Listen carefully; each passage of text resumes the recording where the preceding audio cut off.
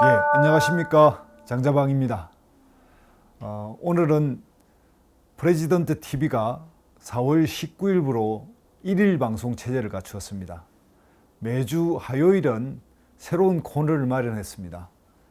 대통령 공약 대해부 이런 제목으로 새로운 코너를 마련했고요. 제가 진행할 예정입니다.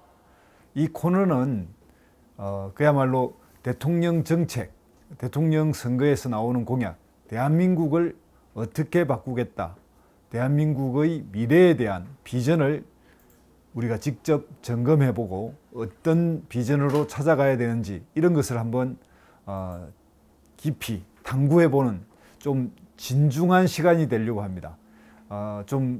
제가 진행하니까 재미는 떨어질지 몰라도 내용은 알차게 한번 구성해 보려고 합니다.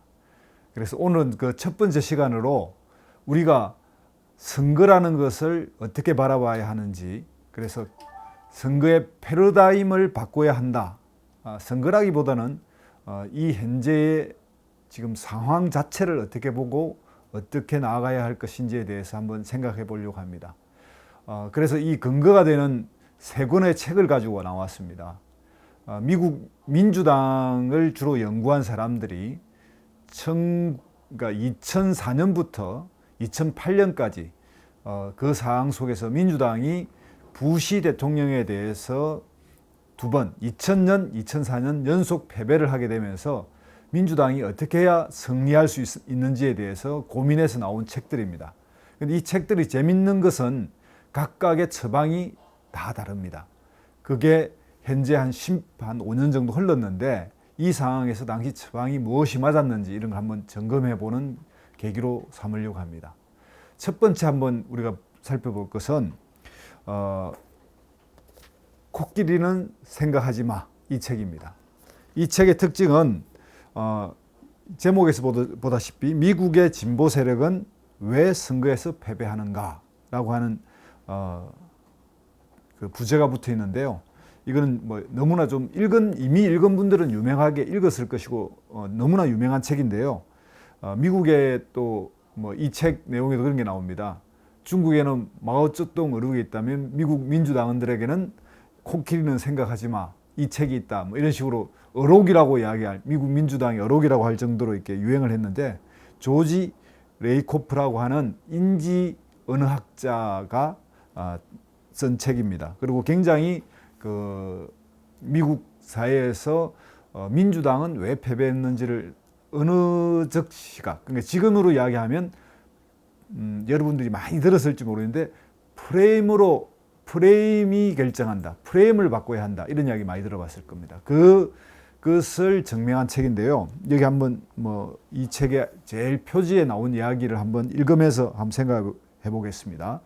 왜 서민들이, 가난한 사람들이 부자와 대기업의 이익을 대변하는 보수 정당에 투표할까? 서민들이 보수 정당의 정체를 모르기 때문이라고? 사실을 알고 이해하기만 하면 돌아설 것이라고 진보 진영은 생각한다. 그러나 사실 혹은 진실만이 우리를 자유롭게 하리라는 생각은 환상이다. 진실만으로는 자유로워질 수 없다. 사람들은 자신의 가치 체제와 그 가치를 떠올리게 하는 언어와 프레임에 근거하여 정치와 후보자에 대해 판단을 내린다. 바로 그렇기 때문에 많은 사람들이 자기의 이익과는 반대로 투표하는 것이다. 그들을 투표소로 들어가게 하는 동기는 바로 그들의 가치, 보수주의자의 경우는 엄격한 권위주의적 가치이다.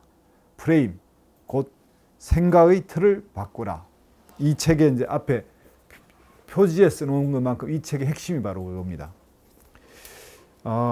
이 책이 왜 미국의 이 민주당이 계속 연속 두 번이나 패배하는가, 유리한 지형에 왔는데도 불구하고 패배했는가에 대한 새로운 성찰의 한 그 영역이었습니다.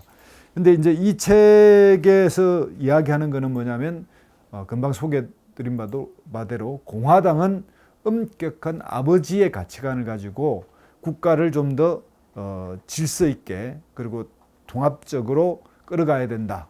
그런 이제 가치를 가지고 판단한다는 거죠. 그래서 이제 여기에 나오는 그 민주당은 이제 자상한 부모 모델, 그리고 공화당은 엄격한 아버지 모델, 이런 식으로 이제 이야기하는데, 이 조지 레이코프가 한국의 이제 그 도덕의 정치인가로 해가지고 2004년에 먼저 또 번역이 돼 나온 책이 있어요. 이 뒤에 이제 또 조지 레이코프 책은 이 코끼리는 생각하지 마 뒤에도 또 책이 하나 더 나온 게 있습니다. 그런데 이 책의 요지는 결국 한국에서도 이렇게 받아들여져서 프레임을 바꿔야 되고 언어에서 이겨야 된다, 이런 개념으로 접근하다 보니까 오늘날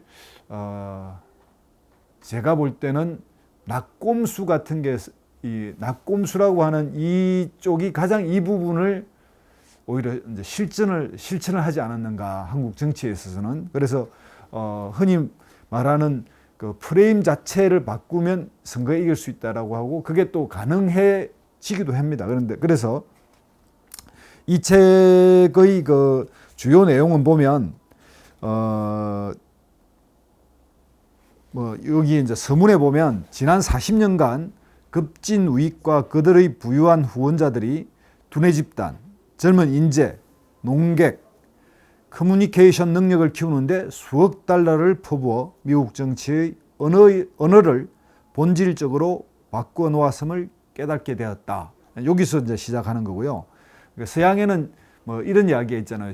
서양 전설에 보면 그게 주로 이제 십자군 전쟁 때인데, 피리 부는 사나이, 그러니까 피리를 부는 사나이가 마을에 나타나서 피리를 불어가지고 어린이들을 수백 명, 수천 명을 일시에 이제 끌고 가버리고 사라져버린, 이런 전설 같은 이야기가 있는데, 그게 이제 십자군 전쟁 전후에 있었던 이야기라고 하는데, 여기에 프레임, 언어, 이런 것이 일종의 피리 부는 사나이 같은 거라는 거죠. 이제 그런 걸 이야기하면서 미국 선거에서 사람들을 동원하는 이런 문제를 합니다. 우리가 여기 이제 대표적인 우리가 예를 드는 게 그 언어의 마술. 그게 뭐냐면 세금 절세. 그게 이제 영어로는 텍스 컷인데, 이걸 세금 구제, 뭔가를 이렇게 세금을 절약시키는 형태로 해서 이제 그것을 텍스 릴리프 이렇게 쓰는 거 있고요.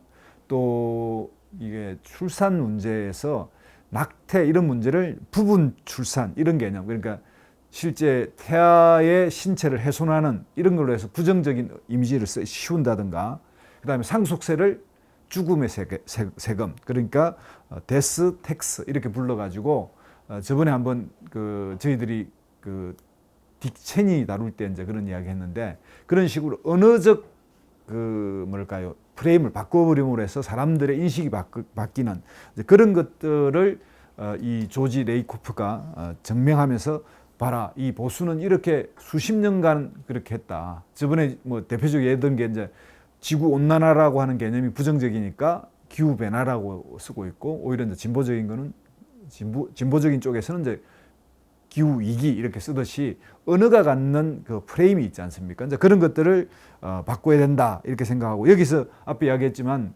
진보 진영은 진실을 알면 사람들이 올바로 투표할 거다.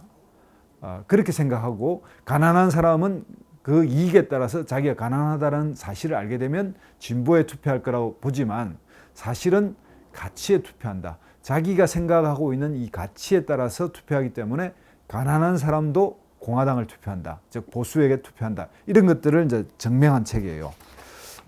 그런데 이제 여기서 우리가 이런 형식으로 가면 결국은 이제 농객이라든지 이런 걸 통해서 우리가 SNS 이런 데서 이제 그 프레임 전쟁을 벌리다 보니까 막말과 또 자기 진영에 듣기 좋은 말만 하게 되고 일종의 편향이 생깁니다. 알게 모르게.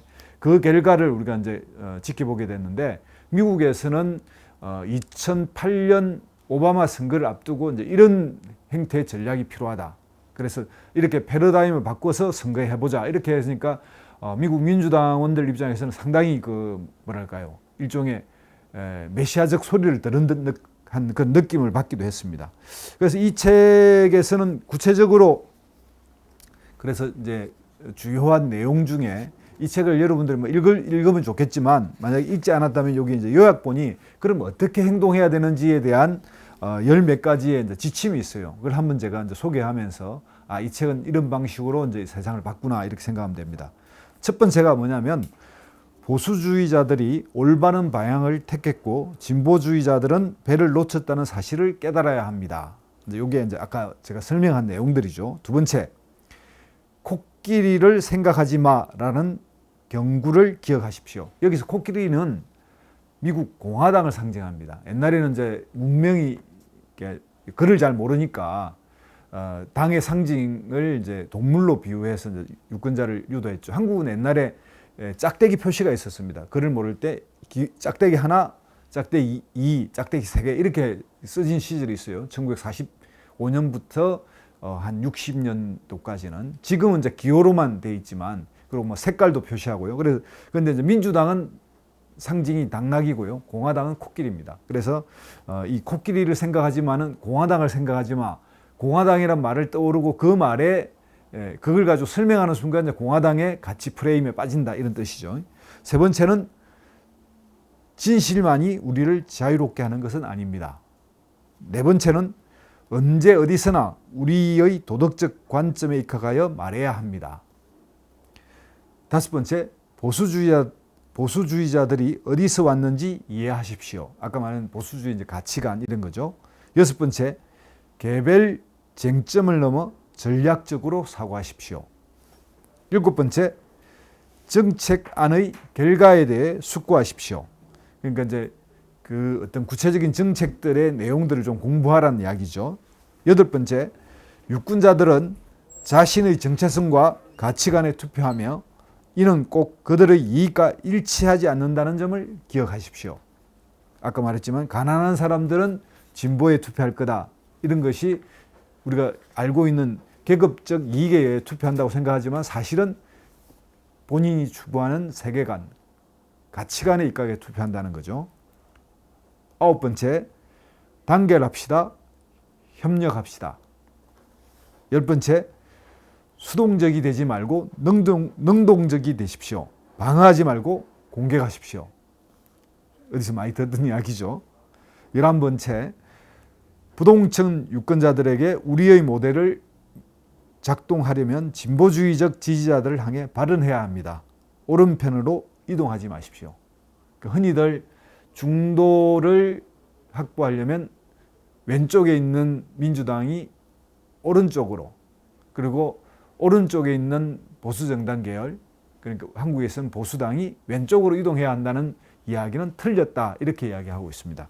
그런 측면에서 언어적 프레임으로 새롭게 접근한 이 책이고요.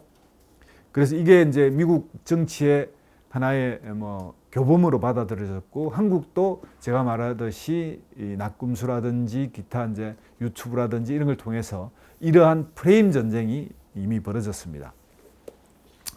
두 번째 이제 소개할 책은요, 히든 파워, 숨어 있는 어떤 권력이란 뜻이죠. 그래서 미국 민주당이 공화당을 못 이기는 진짜 이유란 제목으로 나왔고, 이건 역시 이걸 번역 찰스 더비라고 하는 교수가 쓴 책인데, 번역은 재밌게도 당시 열린우리당 김형주 의원, 그러니까 그 뒤에 이제 서울시 2011년부터 12년 그때 서울시 정무부시장을 했던 김영주 전 의원이 당시 번역을 했는데요.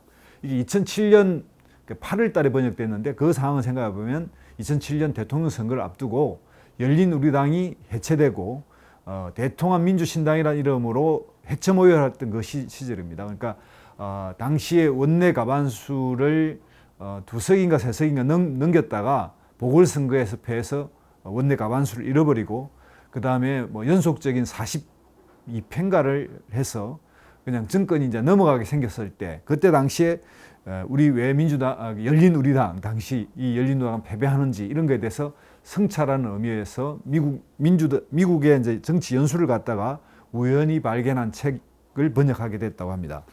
그런데 이 책의 이제 핵심 내용은 뭐냐면, 이게 찰스 더비가 이제 한국어판 서문에도 이제 이게 썼는데, 뭐냐면 선거의 덫에 빠져가지고 선거에 이기면 뭔가 변화된다고 생각하는데, 선거에 이긴다고 체제가 변하지 않는다. 그러니까 우리가 체제 무슨 이런 거 있잖아요. 자본주의 체제, 뭐 권위주의 체제, 뭐 이런 민주적 체제 이런 걸 이야기하는데 체제를 이야기하는데 그 체제는 설명하기 힘든 착취적인 권력의 구성체이며 외행적으로는 민주주의적 수사와 민주적 가정으로 포장되기도 한다.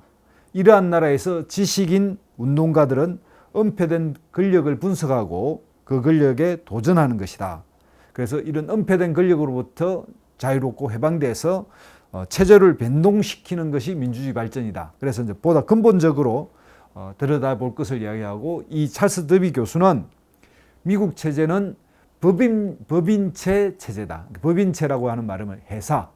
그러니까 좀 더 이제 한국식으로 표현하면 재벌 체제에 가깝다. 그러니까 재벌과 권력과 의회가 하나의 체제를 이루고 있다. 그래서 이걸 코퍼레이션 이게 이제 어떤 회사잖아요. 이걸 코포클라시 그래서 이제 법인체 가두지배 이게 무슨 클라시 이렇게 뭐 비토클라시 뭔가 거부권을 행사하는 민주주의 뭐 이런 것들 비토클라시라고 부르잖아요. 그래서 이건 코포클라시는 회사 법인체들의 지배 연합을 미국이 이루어서 그들이 공화당과 이렇게 거대 기업과 의회가 연합해서 하나의 체제를 했는데 이걸 변동시켜야만 된다 이런 이제 입장입니다. 그래서 세계화가 진행되면서 이 세계화 이익과 이런 것들을 그들이 다 가져가고 그들을 옹호하는 행태에서 보다 근본적으로 민주당이 좀 더 그 민주당의 전통적인 노선은 바로 뭐냐면 대표적인 노선은 우리가 알고 있는 뉴딜입니다. 그러니까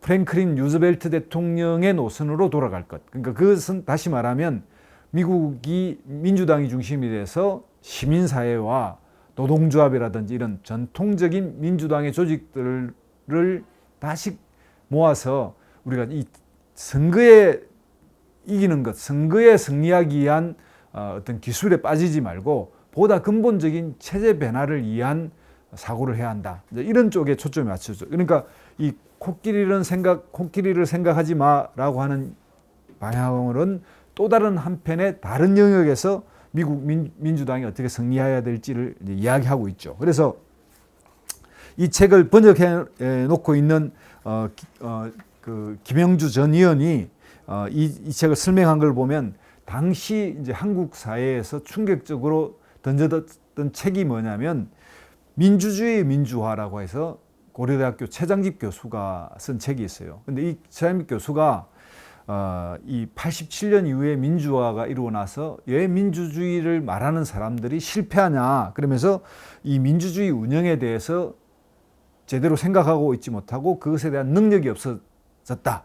이렇게 패배한다. 이렇게 이제 쓴 책이거든요. 그러니까 당시 열린 우리당을 구성하고 있던 이제 민주당 계열에서 입장에서 보면 굉장히 충격을 받았죠. 신자유주의라고 하는 거대한 전 세계적인 물결이 흐르고 있고, 그리고 또 경제는 양극화되고 있고, 그리고 당시에 이제 보수의 공세에 의해서 막 굉장히 사면초가적 이런 입장에서 너들이 문제야 이렇게 이제 직접적으로 지적해 오는 상황에서 김영주 의원은 이 책을 보면서 우리가 다시 우리를 이 부분을 재건해야 한다 이런 이제 필요를 느꼈다는 거죠. 그래서 이제 미국 사회에서 은폐된 그러니까 두 가지입니다. 히든 파워 그러니까 민중의 권력, 그러니까 소위 말하면 이제 피플 파워죠. 그러니까 뭐 정확하게 말하면 이제 인민의 권력과 여기 말하는 그 법인체 권력 이 두 가지가 각각 숨겨져 있는데 이 민중의 권력들을 우리 민주당이 끌어올려야 된다. 그래서 이제 결국 이게 민주당의 입장에서 보면 2011년 12년에 제가 있었던 민주통합당이 한국노총을 처음으로 정치에 이제 결합하게 됩니다. 그래서 민주당이 2,000명의 12,000명의 대의원 중에서 한국노총에 2,000명을 대의원을 배정해서 일종의 그 노동조합과 민주당이 이제 손을 잡은, 그러니까 이게 한 5년 뒤에 이게 이제 정치에서 이제 일종의 실천이 된 거죠. 그렇게 해서 민주당이 2012년 총선과 대선에 이제 대응하게 됩니다. 그런 점에서 보면 이 책의 그 시민사회 참여 결국은 제가 한 방식으로 이야기하면 이제 100만 밀란 운동이라고 해서 그 국민의 명령이라는 게 있었잖아요. 그게 나중에 이제 혁신과 통합이라는 조직으로 해서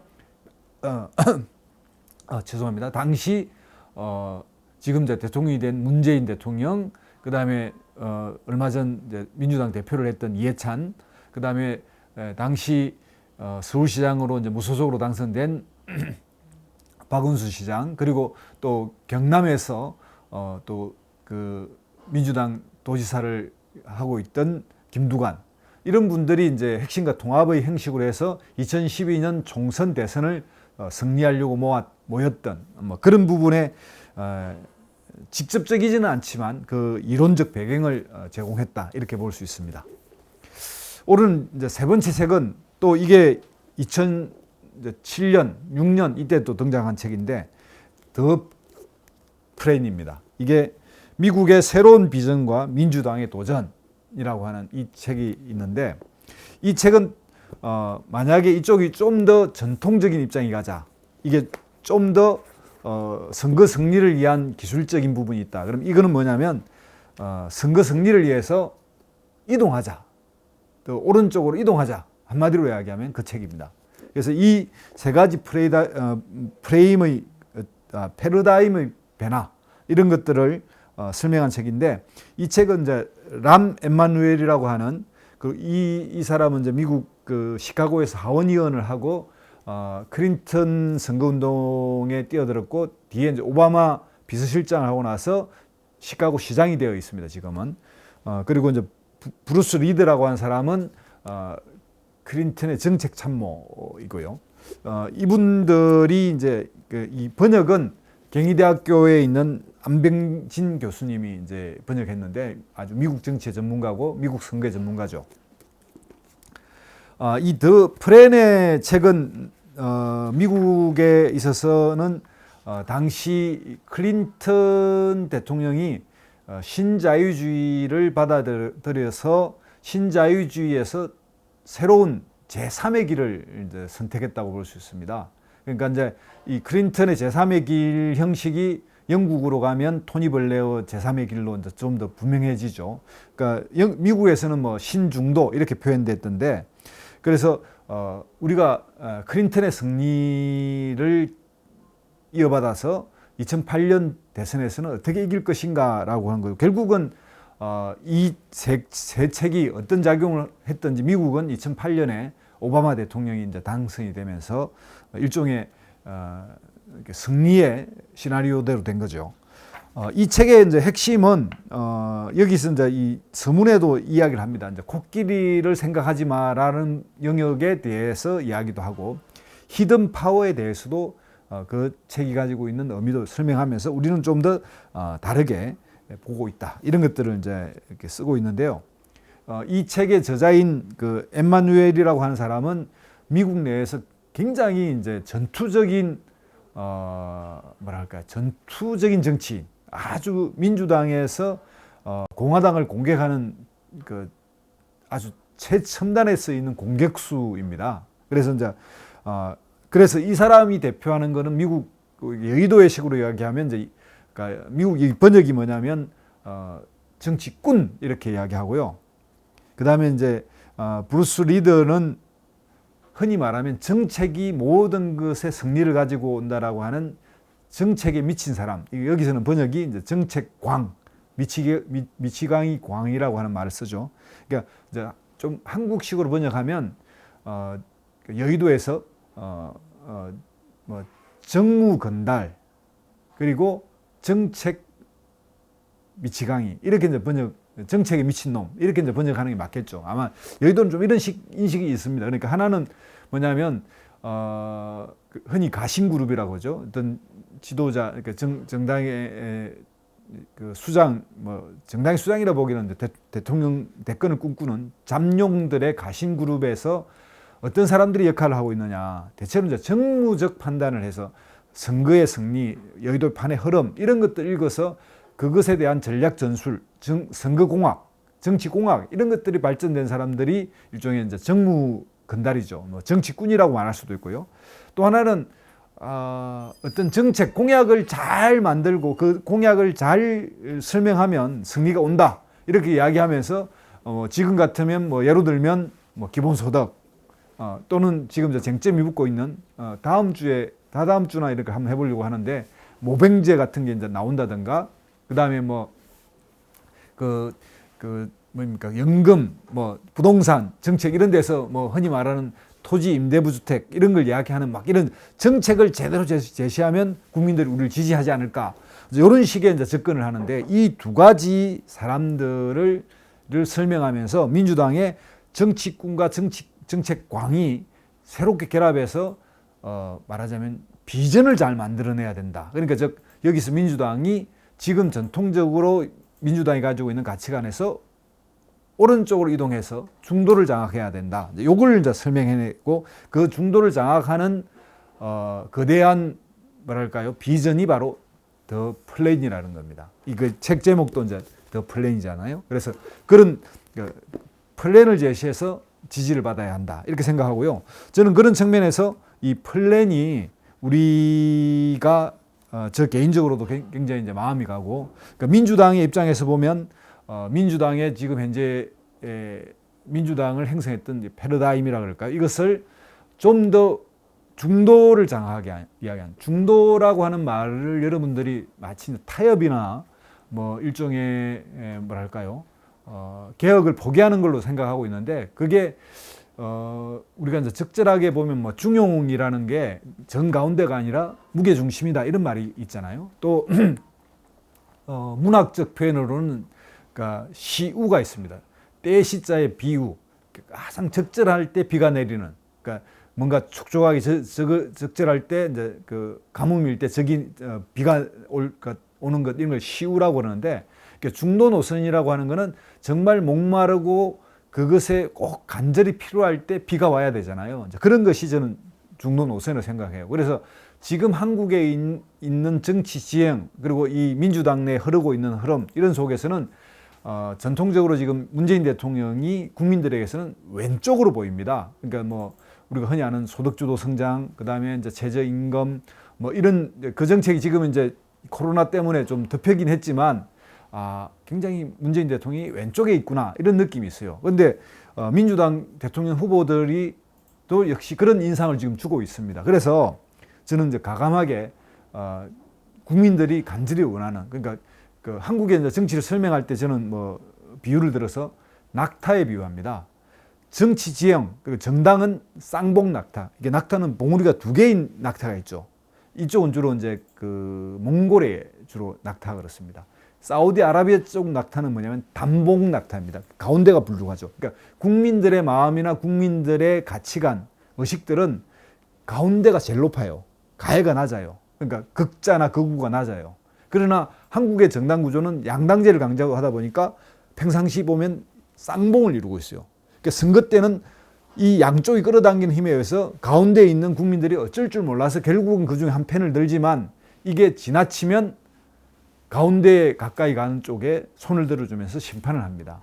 그게 저는 이번 보궐선거의 결과라고 생각하고요. 그런 측면에서 이 더 플랜이 당시에 2008년 오바마 대통령 선거를 앞두고 민주당 내에서 써진 책이지만 시사한 바가 있다. 그래서 앞으로 이제 우리가 이 다음 시간에 제가 다룰 대통령 공약 대해부라고 하는 이 시간에서는 이렇게 바로 한국 정치와 한국 정치를 이루고 있는 주요한 비전, 정책, 공약, 가치 이런 것들을 다루면서 어떻게 패러다임을 전환할 것인가 이것을 고민해보는 시간을 가지려고 합니다. 오늘 좀 더 책을 가지고 나와 설명했지만 다음은 구체적인 정책 하나하나를 검증하고 여러분과 함께 나누는 시간이 되겠습니다. 비록 좀 재미는 없을지 모르나 이런 우리 이 프레지던트 TV는 좀 알찬 시간도 필요하다 이런 생각으로 가감하게